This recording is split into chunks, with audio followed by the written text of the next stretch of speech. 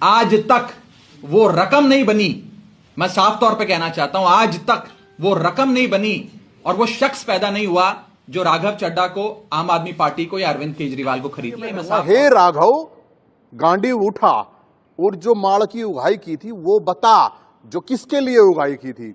पंजाब के अंदर IAS IPS की पोस्टिंग, ट्रांसफर, ठेके, सारा का सारा मामला यही दिखता है। तो उस टाइम पे केजरीवाल इनके साथ कौन सी रिश्तेदारी निभा रहा था? सियासी बेशर्मी के बाद अब राघव चड्ढा को लेकर कानूनी बहस चल पड़ी है।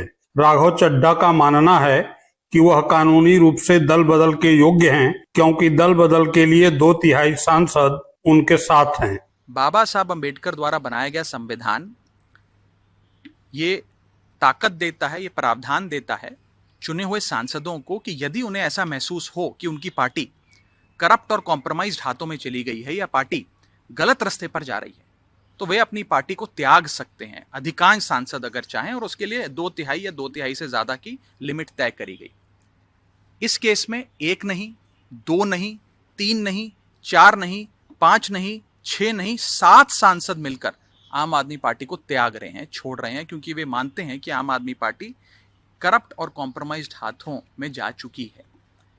और जो लोग ये कह रहे हैं, खासतौर पे आम आदमी पार्टी के नेता, कि डर कर चले गए ये आम आदमी पार्टी छोड़कर, हम डर कर नहीं, डिसअपॉइंटेड महसूस कर कर गए आम आदमी पार्टी से। हम डर कर नहीं, डिसएंचेंटेड फील कर कर गए आम आदमी पार्टी से। हम डर कर नहीं, डिसगस्टेड फील कर कर गए आम आदमी पार्टी से। राघव चड्ढा की दलील के उलट आम आदमी पार्टी के सांसद संजय सिंह राघव चड्ढा सहित 7 सांसदों के दल बदल को न केवल कानून के खिलाफ मान रहे हैं, बल्कि सभी सांसदों को राज्यसभा से बर्खास्त करने के लिए कानूनी प्रक्रिया शुरू करने की बात कह रहे हैं। ये कानूनी रूप से पूरी तरह से गलत है और जो एंटी डिफेक्शन लॉ है,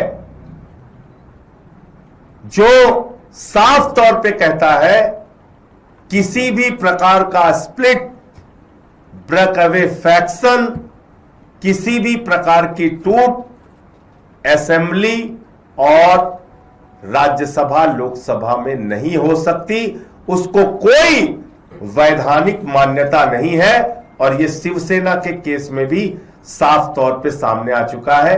यह 10वीं अनुसूची में 10th शेड्यूल में साफ तौर पे लिखा हुआ है, किसी भी प्रकार की टूट, वो चाहे भले ही 2/3 संख्या की हो, 7 की जगह 8 हो, उसको कोई वैधानिक मान्यता नहीं है। किसी भी प्रकार की वैधानिक मान्यता नहीं है। तो जो आम आदमी पार्टी के 7 राज्यसभा के सांसद टूटे हैं, ये गैर कानूनी है, गलत है, गैर संवैधानिक है और संसदीय नियमों के विपरीत है।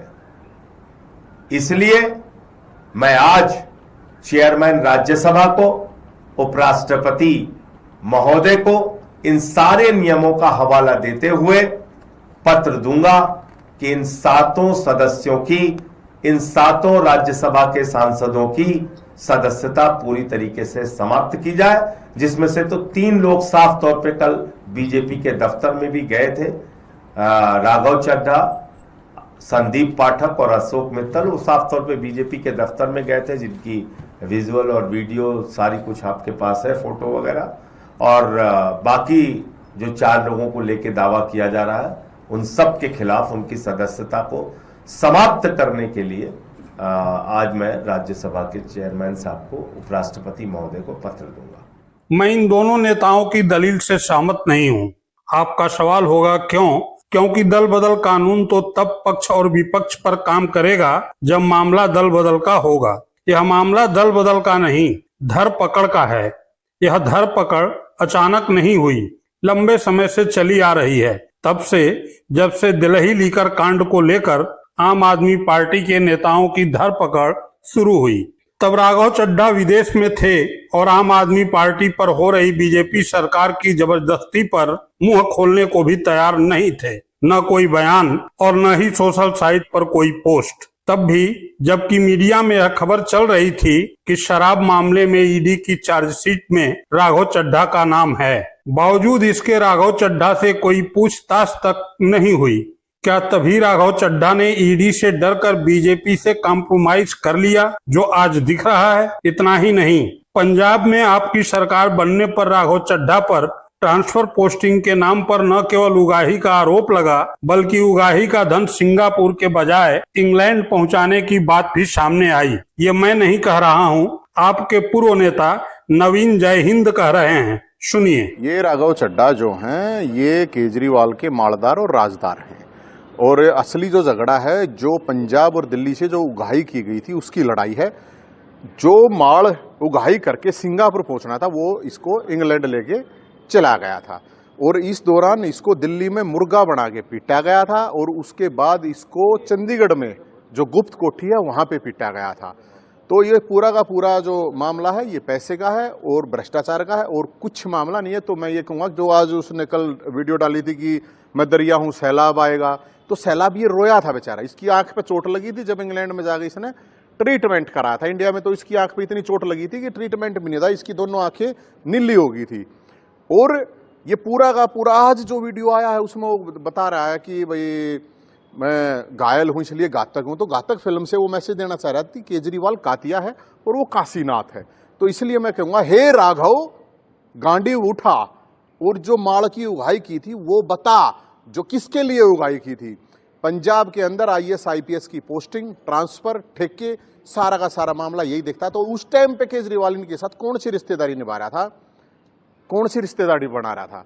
और जब ये उसके बाद जो हरियाणा की ब्रांड एम्बेसडर प्रणीति चोपड़ा रही है, उसकी शादी होने के बाद इसके सारे के सारे उल्टे लगे।